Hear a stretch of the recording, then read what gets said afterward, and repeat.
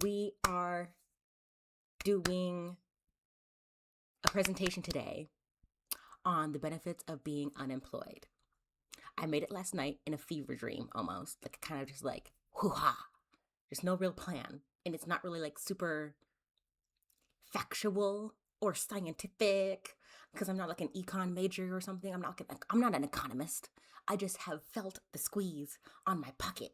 And I'm like self-employed now, so like I know the benefits of being unemployed because I'm self-employed, which is kind of like the same. Like if I don't work, I don't make money. So it's kind of like being unemployed, right? It's a little different though, because if I do work, I do make money. It's a different thing. I also have like websites for like resources that I'm going to pull, but we'll get to that in a minute. I really am low-key passionate about this, so I might just get started. The benefits of being unemployed. The best time of your life. We begin. The benefits of being unemployed. Some key points I've made. I like this picture. The current economy is shit, right? Bosses and coworkers suck. The job market is fake. Okay, and when you're unemployed, you have more leisure time, which leads to having more time for your passions and hobbies. So these are like some key points that I made on like the cons of being employed and the benefits of being unemployed. So that's what the first three are, the cons, just so that we have an idea of what we're looking into. And this is pretty much what my PowerPoint presentation is going to discuss. So first, we're going to start with the easy one, the workplace. If you lived through social isolation in 2020, which all of us have, you may have become more isolated and more inadvertently like introverted. Having a mindset that develops all your attention inwards makes you less tolerant of other people. That's what I have noticed. Me, myself personally, I hate being told what to do. And I also can't go back to college because if I went back to college, I would be fighting with my teachers. And I can't have a boss because currently I'm my own boss. So like imagine me having a boss and coworkers. I could never. I would be constant fighting all the time. Last year, I tried to get another job. It lasted 6 months because I hate having a boss. I hate having coworkers. Everyone's telling me what to do. I just want to fucking do my own thing. So like I can't have a job. So like unemployed was just significantly better than having a job because I can't put up with that bullshit.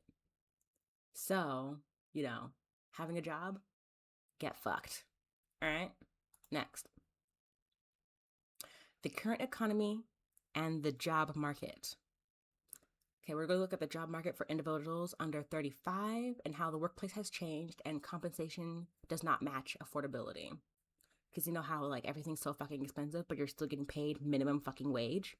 Now, fact. Inflation goes up every year by 2% on average. Every year. Now, I have sources. Hold on, let me find this one. Cost of generations. Okay. Inflation rate in Canada held at 2.2% in November of 2025, unchanged from October, below expectations of 2.3%, and still loosely converging around 2% threshold in the near term as projected in the Bank of Canada's baseline scenario. Oh, you can't see this. Okay, hold on. So, sources. Also, I have a book here. I have like, everyone in their 20s has gotten a book on how to invest or how to manage your money. So like, this is also where I got my inflation statistics because every year on average, inflation is supposed to go up by 2%, which means every year on average, you are making minus 2%. So if you're making minimum wage and you don't also have a wage that matches inflation, you are making 2% less every year on average. Right? That's how like money works. So on average, blah, blah, blah, the Bank of Canada is based on gasoline prices fell by 7.8% year on year, easing from the 9.4% decline in February as of refinery, blah, blah, blah, blah. Basically, this is what I'm talking about, inflation rates. All right, so this is the inflation rate okay, let's look at the last 10 years. This is the key. So this is April and May of 2020, where it went into the negatives. The inflation rate went into negative. It was negative 0.2 and then negative 0.4, which is crazy. I don't think that's ever happened in like ever. I'm not like an econs major, but like when was the last time this has ever fucking happened? Because every year on average, it is around 2% inflation, which means if you're making minimum wage, if you're a low income individual, you are always in a recession. If you are making minimum wage, if you are a low income individual, you are always in a recession. Always. Right? So in 2020, when it into like these negative numbers, that's insane. That means your dollar had more buying power in these 2 brief months. Insane. Insane. Also, when it was like 0.1%, like, come on, craziness. Now, if we go into this area here, actually, I have this also in my PowerPoint. I put this slide in my PowerPoint. We're going to go like this one. We're going to open this one again. Let's go back to the PowerPoint. Inflation goes up on average by 2% every year. You are making 2% less every year if you are low income, if you are making minimum wage. We are always in a recession for us brokies out here, okay? Next page. Now, this is the inflation rate in Canada because I'm in Canada. So, like, some of these statistics are, like, not really pulled properly. Now, in March and April of 2020, inflation was in the negative. That's these yellow bars down here. See these yellow bars down here? In summer of 2022, the inflation rate peaked at 8.1%. That's insane. That's insane. Now, inflation peaked at 8.1% in the summer of 2022. What does that mean? It means businesses closed. It means your groceries went up.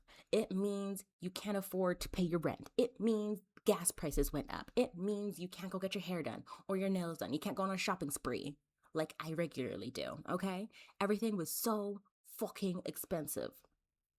That's crazy. And we're still not fully recovered, by the way. I don't know if anyone's noticed, but we're still not fully recovered from the effects of that recession in 2022. Like, it was crazy. And people don't want to call it a recession. Technically, I don't think people want to call it that. Like, no bank has called it that. Because a recession is only when there is like, okay, hold on.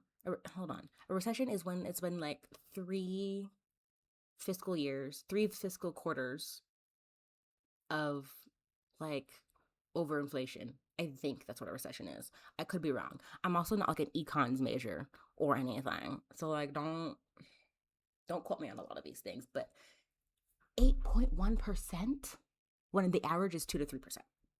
That's insane. Tell me that's not insane. Okay. The next point we're going to look at is the cost of living. We're going to compare the 90s to today just because like those are the easier stats to find. In this, okay, hold on. Where did I get this source again? Consumer Affairs. Okay, we're going to go there real quick.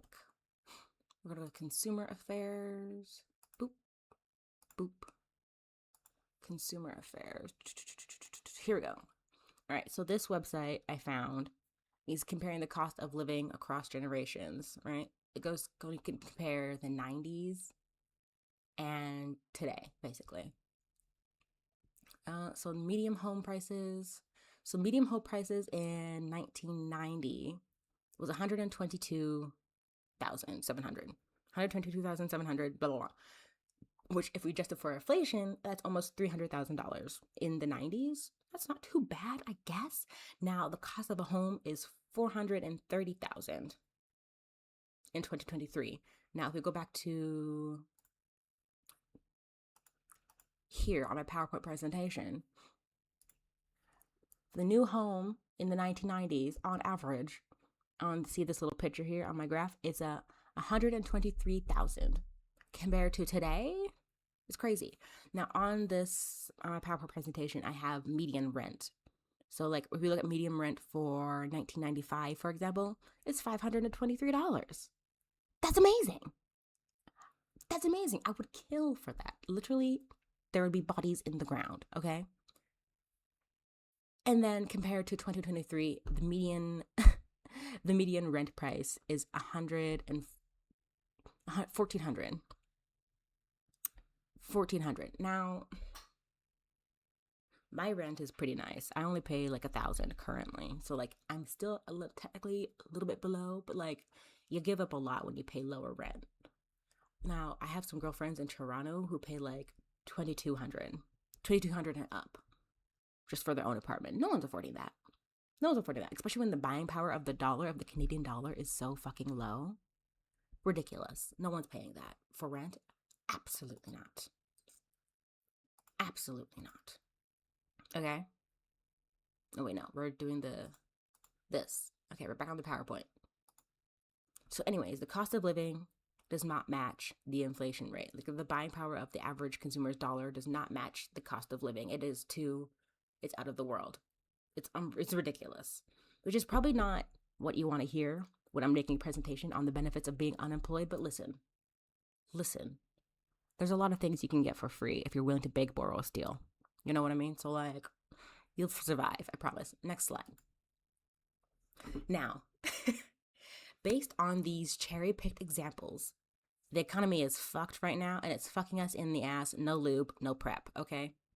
But maybe you can already feel that based on the hole in your pocket and the squeeze on your fucking throat. Next slide. Next slide. Now, as a child, were you ever asked what you want to be when you grow up? Show of hands. I know I was. Hold on, I like this little meme. I'm losing my fucking mind. Anyways. What do you want to be when you grow up is a question everyone has been asked. 100%, right? Back to the presentation. And is the job market still the same as when you were a kid? Fuck no. There is an elephant in the room. Your job could probably be done by AI in 5 years. Probably, unless you work in like food service or retail or like trades. But even then, they'll probably find a way. They'll find a way. Everyone wants to make a fucking robot that can do your job. Right? It's ridiculous. Right? Also, side notes. Making robots that look like humans, it just feeds people's desires to have slaves. Now, that's a different conversation. Whatever your job is, it could be done by AI in 5 years. That fucking sucks. Think about it, whatever it is. Still, the job market is ass right now. I've looked. I'm on Indeed, and I'm on Glassdoor, and I'm on all the job boards. I'm looking. Half those jobs are fucking fake. I'm not even as a joke. Those jobs are fake. No one wants to train for the positions that are being offered anymore. And a lot of jobs are hiring from within. So like if you're already in that job, they'll just hire up. There's no way to get into a new field unless you already have the experience that only comes from working in that specific field, which you're not going to get unless they hire you. Next slide. Fake jobs. Fake job postings on Indeed and on other job board sites. Ridiculous. When employment, hold on, let's go back to my statistics page. We're going to open this one. We're going to close this one. Let's go back here. Canadian unemployment rate is currently at 6.5 as of November, which is not too bad. But that equates to around 1.5 million people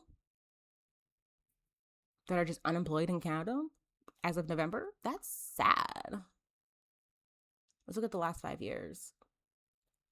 Unemployment was pretty low in 2022, which I guess is good. Means more people had jobs. Wow, unemployment in this. Okay, this was the pandemic though. That's why it was so fucking high. It peaked at like 9% in January of 2021. Everyone was unemployed. And then around here. No, here. Yeah, here. May, somewhere around here actually. That's when I started my current job, where I never have to be employed ever again. Self-employed since like 2022. Right around here. That's when I started. And boom, I've been okay ever since. See this statistics of unemployment going up? It has not affected me since 2022. I have been employed beautifully, self-employed since 2022. So like this doesn't affect me, but like it affects other people. And it's at 7% in August. That sucks. I mean, it's gone down. So like maybe there's a steady track of it going down, but still, it's not a good thing. But the fact that it's going down is not because people are getting good jobs, they're getting part-time jobs because they're in desperation, right? And if you have one part-time job, that means you have to get another one. Because you can only have, like, having one part-time job does not cover the bills. It does not. I had a part-time job. I was making like $18 an hour. And I was getting what, like 20 hours a week? At the end of the month, I made like $2,000. Not even, $1,800. Fuck, I hated that job. $800 after working part-time for a whole month? Those are slave wages, by the way. $18 an hour is poverty wages. Oh, that sounds good. That's above a medium wage, whatever. Those are slave wages. If it doesn't afford your rent, if it doesn't afford your groceries, if it doesn't afford your medications, if it doesn't afford transportation, those are slave wages.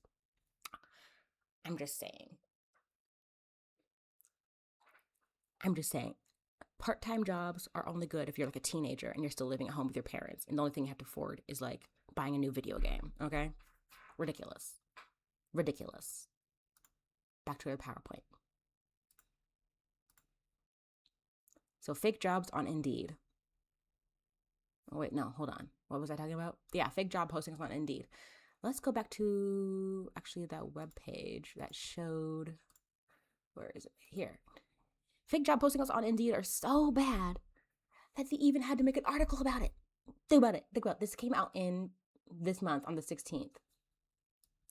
Look at this. On the 16th, they made an article about how to identify fake job postings. Now, we're going to read a bit of it. We're going to look at the key takeaways. The key takeaways are, pardon me, always conduct thorough research on the company and the job offer. If the information provided is too vague, the price is extremely high, or the offer seems too good to be true, these could be red flags signaling a potential scam, which they probably are. The scams on Indeed are ridiculous. I'm going to open up Indeed on my phone and see how many fake jobs we can find just on the first page. We're not going to search anything. Let's see.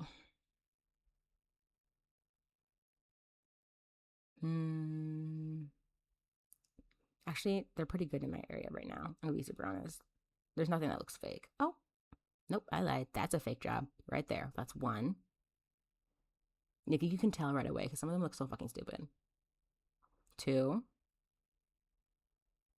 Yeah, this job is offering $25 an hour. Fake. It doesn't have any information. Look at this. We're going to open it up. Yeah. Fake as fuck. And it gives you dental care and extended health care. Fake job. Let's see.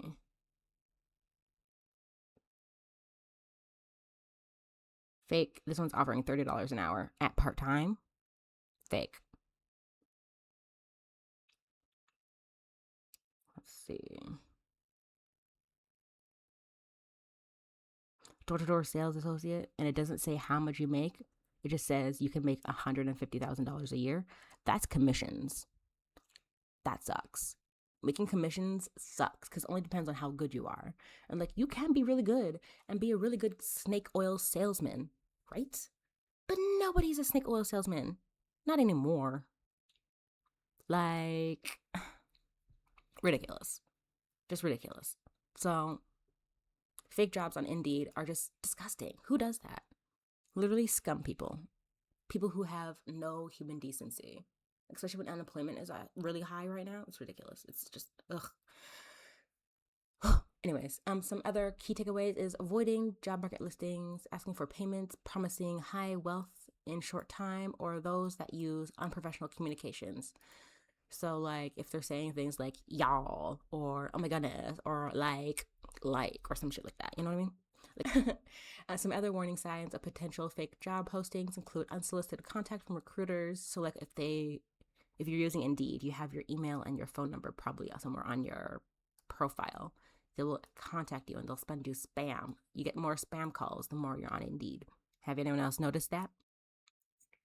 Like I get so many spam calls from Indeed. I just had to delete it. It's really not worth it. Back to the presentation. Fake jobs suck. Yeah, key takeaways. Unemployment scams is so disgusting for human beings. That's just me, okay? Next slide. We already went over this. The unemployment rate in Canada, blah, blah, blah. We already went over this. Should I read it again? Part-time jobs don't pay bills. People will have more than one to cover basic needs. Unemployment is in a rebound. It technically is, but it's still not enough to heal from the 2022 recession. Next is workplace culture. How has it changed? Here we go. The evolution of work, how Gen Z is reshaping leadership and workplace culture. People born between 1997 and 2012. People born between those times are expecting different things from their jobs, because people born before that were probably just okay with like going to a job and working in the mills or working an office job and then coming home and being fucking miserable and taking antidepressants. Young people want better because they know there can be better. We all experienced better in 2020. Remember, we stayed home and the governments gave us subsidies, and government, like, we were able to afford groceries, and like rent prices were eased, and everyone had access. There was universal healthcare in 2020. We had it. Why did it go away? Everything was at the start of the pandemic, like at the very start, when everyone was like staying home and healthcare was like expected and demanded. Everyone was getting their flu shots or whatever, and like everyone was getting money from the government because he couldn't work. The government can take care of you. So why are we expected to work for like less and not get everything we need? Ridiculous. You know what I'm saying? So I think that also shaped a lot of young people's like expectations of their workplace, because we can get more. Why would you settle for less? You know what I mean? So I feel like that's definitely part of it. Now back to the PowerPoint. Back to the PowerPoint. Workplace culture, blah, blah, blah, blah. How bosses expect you to be: serfs, slaves, compliant, and tolerant of bullshit. Now, Gen Z demands work-life harmony. Harmony specifically, not balance, right? Because you have to have a job that works with your life. You know what I mean? Mental health support, actual living wages, positive impacts, like on society, on the environment, on social welfare, things like that. Right. Next slide. Nobody wants to work anymore. Well, no shit, Sherlock. Why would you work for not being able to make any of your bills? Like, as a single individual, if you work a part-time job, you're not going to be able to afford rent. You're going to still live in your parents' basement. Nobody wants that. So why work to not be able to pay your bills unless you work 80 plus hours a week, giving yourself lifelong mental and physical issues and becoming depressed with a lack of life outside of work? Why would you do that? Nobody wants to work anymore. The work is not rewarding. Okay, you're working retail. You're selling people bullshit, like vapes or some shit, right? You're working in food service, but like at McDonald's. Okay, look at this picture on the side. By the way, this meme, everyone has seen it. Nobody wants to work anymore.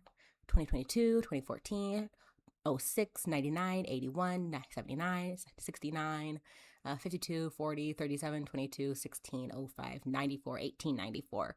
Literally 100 years. They have been saying nobody wants to work anymore. Coincidentally, all these dates line up with a recession. They either came before or after a recession. All these dates where these articles were posted. We're going to look.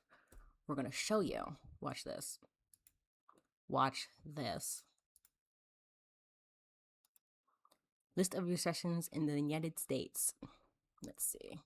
We're going to start at the 1897 one. Down here. Wow, there's been a lot of recessions. It almost likes they come about every 5 to 10 years. Right? Recessions are very, like, frequent. So, like, it's not really a surprise. Okay, the Panic of 1993. The Panic of 1996. Right? When was that meme? 1994. Interesting. 1994 is between 1993 and 1996, where there was 2 recessions. Nobody wants to work anymore. 1905. Let's look at 1905. Ooh, look at this. 1902 to 1904. And then the Panic of 1907. Interesting. Recessions. Right? Every single one of these dates on this meme here correlates with a recession. Every single one. Nobody wants to work anymore because the circumstances of work is not beneficial. Like, why would you work for less money and more hardship to not be able to afford like the rising cost of living? Because after a recession, cost of living goes up, right? Like, we know that. Like, there was a recession in 2022. The cost of living has definitely gone up because your buying power of your dollar goes down. So nobody wants to work for that. Nobody wants to do the slop jobs. Nobody wants to work anymore. So anyways, now that's the horrible consequences of being employed. I believe the next slide, we're going to talk about the benefits of being unemployed. Finally, we get to the good part. We are at the good part, baby. Next slide. Oh, wait. Being employed ain't shit these days. Like, maybe I'm definitely biased. Like, I'm definitely biased because I'm self-employed and I've been employed and I've been unemployed. And being unemployed is just so much better. Like, I'm streaming on Twitch. That's how unemployed I am. Oh, that's great. Low wages don't match the cost of living. Going into debt for school, only for your education to become useless once you graduate. Workplace conditions, co-workers. Oh my God, and the housing crisis. Like, it's really not worth putting up with all this bullshit just to be employed. It's not worth it, especially when employment doesn't offer you access to a living wage. It's just, the economy is so bad, you may as well follow your passions. Like, literally. Like, if you go on to r/anti-work or r/jobs and you look at people who are unemployed, there are people who make posts about the benefits of unemployed being on Reddit. And people are like, oh, I followed my dreams, I followed my passions, and now I'm a well-paid artist or something. I design websites for a living, or I am like a fitness educator for a living. People who become unemployed, follow their passions, end up doing better than people who are stuck in jobs that are only there because they need to make the bills. It's definitely tough to be self-employed. It definitely is. It is not for people who are faint-hearted.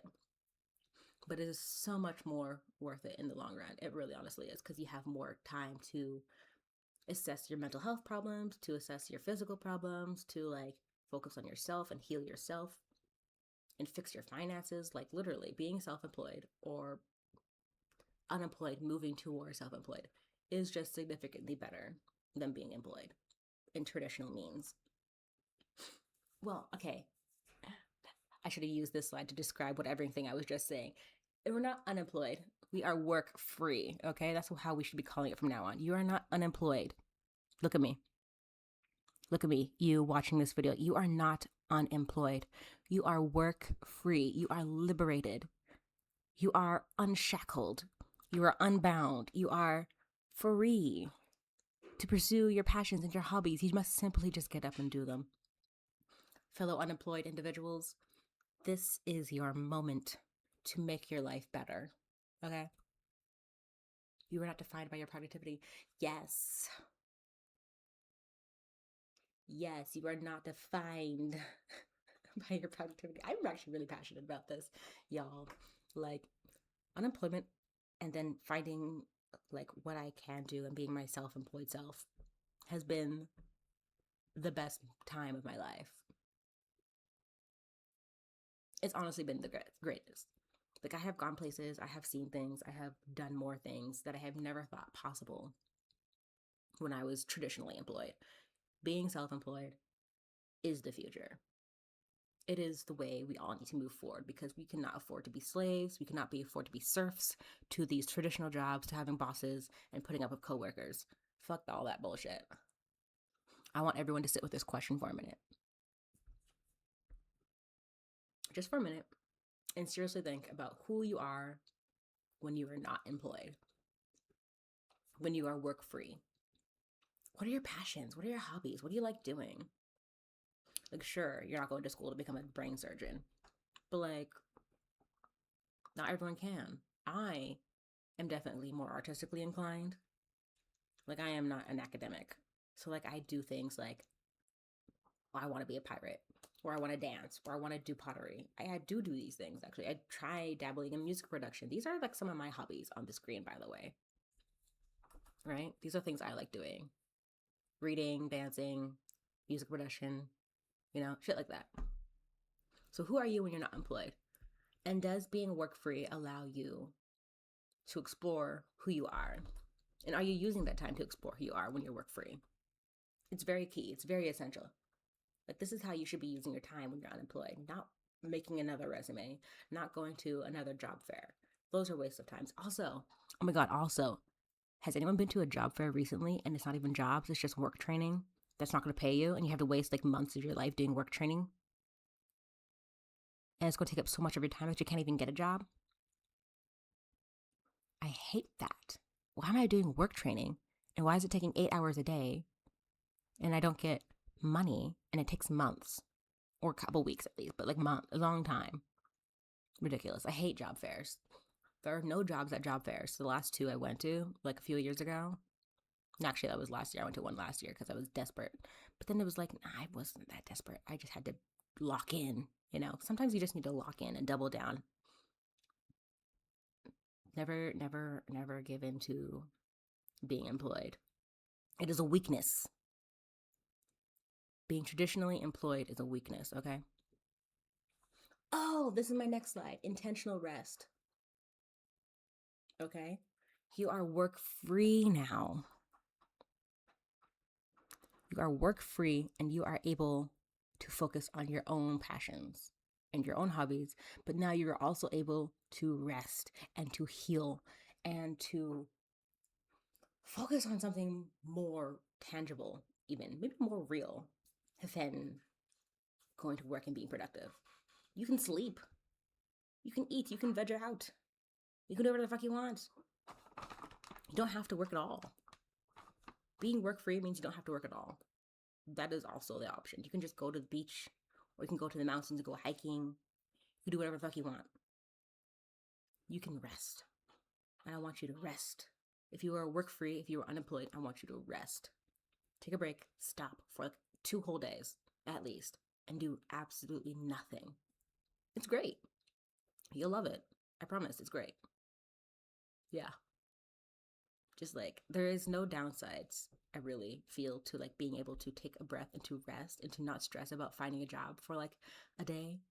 You can take a day, I promise. You'll survive.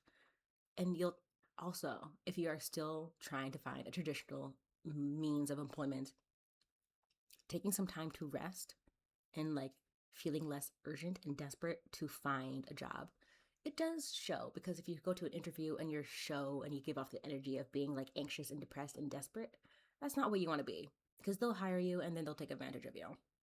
Don't be desperate.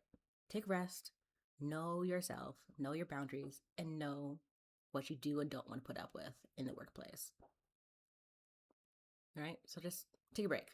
You'll be okay. Do that. Love yourself.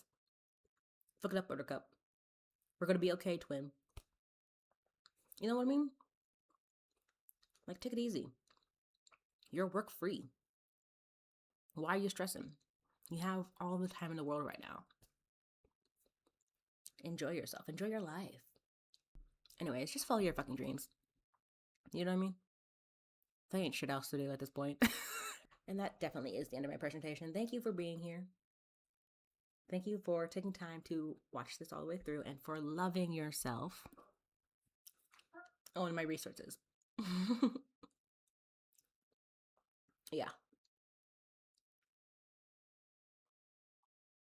Anyways, I love you.